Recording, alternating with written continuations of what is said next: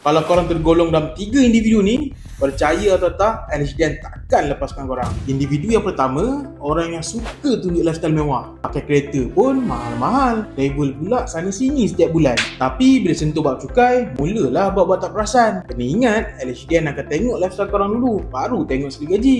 Individu yang kedua, owner bisnes yang selalu fikir, sales sikit, payah declare. Masalahnya, setiap hari ada transaksi duit masuk dalam bank. Duit jalan, akaun hidup, tapi satu pun tak pernah declare. Bila kena audit, terus terduduk. Baru sedar yang benda ni serius. Individu yang ketiga, ini yang paling bahaya. Orang yang dah ada rekod dengan LHDN, tapi still buat lupa tentang cukai. Kena ingat, bila LHDN dah ada rekod bisnes korang bukan hilang terus di radar, tapi dah masuk dalam list pantauan LHDN. So, berhati-hati.